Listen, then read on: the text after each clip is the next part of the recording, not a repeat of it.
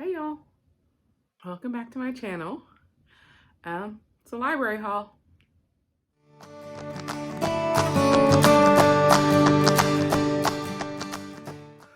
Yes, I do still have many of the library books out that I had out last time I did a library haul.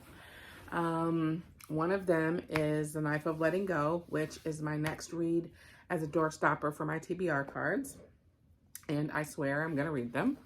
And I think I already hauled the other ones that I basically renewed when I went to the library. Nevermore, Punching the Air, and Take a Hint, Dani Brown. So these are the ones that I have had out for a few weeks already. Haven't gotten to read them yet, and I'm still really looking forward to. If you have read any of these three books and would recommend that I not miss out on the opportunity to read them, please feel free to drop that in the comments. Sometimes it's hard to know how to prioritize things as the due dates are looming over my head. But I'm hopeful I'll get to read everything. So the books that I have checked out, the new ones, one of them is Uzumaki, which is a manga that is supposed to be super scary and I believe about spirals. So I believe that I was in, Spiral into Horror. So this is by Junji Ito, and it's the deluxe edition. I believe it was published originally as 3 different books. So I'm excited to read this. I haven't read manga in a long time, but I've seen it on a couple of different booktube channels, and it's supposed to be super creepy and really good and really well done. So I'm looking forward to this. I checked it out at the library through our interlibrary loan, so it came in pretty quickly. The next book that I checked out that I really shouldn't have checked out, I went in to get my 2 books that were on hold and then looked at a couple of shelves and whammo bammo, checked out a couple of extra things. One was a sequel to Dread Nation called Deathless Divide.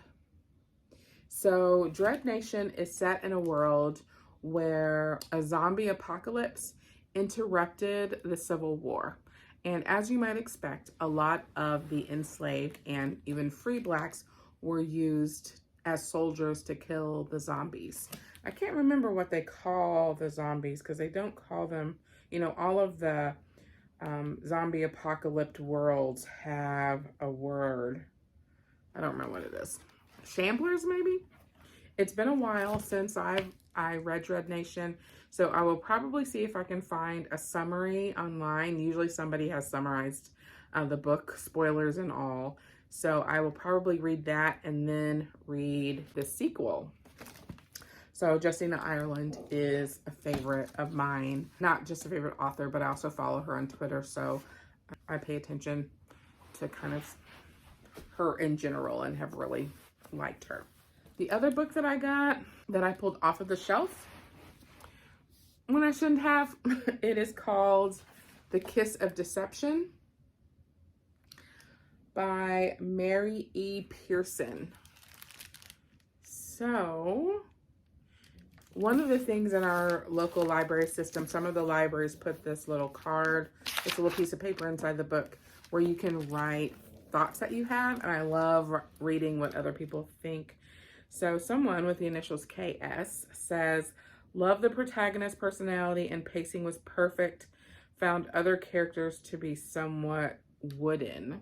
Okay, so a little bit of a mixed review. So a princess must find her place in a reborn world. She flees on her wedding day. She steals ancient documents from the Chancellor's secret collection. She is pursued by bounty hunters sent by her own father. She is Princess Leia, 17, first daughter of the House of Morgan. The kingdom of Morgan is steeped in tradition and the stories of a bygone world, but some traditions Leia can't abide, like having to marry someone she's never met to secure a political alliance. I think we get the idea, right? So I just read the very first part While it was on the shelf, she flees, she steals documents, she's running from bounty hunters, she's avoiding a wedding that was predestined for political purposes. Sounds great. Love it, love it, love it. I won't even mind if there's not a romance, but I bet there will be at least a little bit of one. She settles among the common folk, unaware that one person she meets is the jilted prince and the other an assassin sent to kill her. Well, I'm sold. So I'm going to read that. Again, if you've read it and you think I should prioritize this book, please let me know. And then the last one, you've seen it everywhere that books are sold and discussed, is All Boys Aren't Blue by George M. Johnson. I believe it is a memoir, and I do a monthly book recommendation for an online magazine called Blackout Magazine, which is focused on Black and Indigenous people of color who are queer. And the theme for December was femininity. So I've already written that one. And then the theme for January is masculinity. So I believe this one is going to be a recommendation for that month, but maybe not. I haven't read it yet. Be bold and brave and queer. Sounds like it's going to be a good fit for the magazine if I like it, because I don't tend to recommend books I don't like. Although that's not entirely true. Sometimes you can read a book and it's not your cup of tea, but you recognize a lot in it that other people will like. And I do tend to recommend books like that. For example, The Midnight Library. I didn't love that book, but I think I will recommend it to a few people. This is the story of George Matthew Johnson. This is a story for us all. In his groundbreaking young adult memoir, prominent writer and LGBTQIA+ activist George M. Johnson shares both glorious and gut-wrenching memories of growing up Black and queer in America. From getting bullied at age 5, to visiting flea markets with his loving grandmother, to the thrilling frontiers of first relationships, Johnson's early life is a profound tapestry of everyday experiences. Intersectionism, weaving questions of gender, masculinity, ding, ding, ding, brotherhood, family, and Black joy throughout his stories. Posing the same questions to the reader, he invites us to consider what social influences have governed our own lives. So I also love the cover art on this. So you don't have to send me any notes about this one. It's definitely on my list.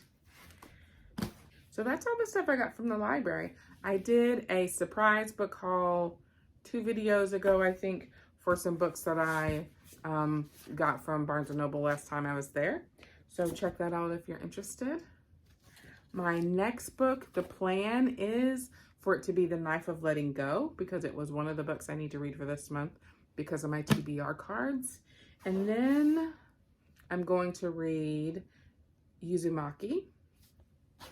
And I'm currently reading Lobizona. So I'm really enjoying that book about a 16, maybe a 17-year-old girl who is coming into some power, but is also an undocumented immigrant to the US, which is a very scary thing to be. So I'm excited for all of the things that I've gotten from the library recently. Most of our libraries are open. My local library, my town's library, is open almost what it was before shutdown. Although I believe that we'll probably tighten it up a little bit here in the next couple of weeks because our local coronavirus numbers are going up and our hospitals are getting full again. So I believe that bars and restaurants already have to close a little earlier than usual, which people aren't loving, but that's okay. Wear your mask, stay home, wash your hands, and read a book. Catch you on the next one.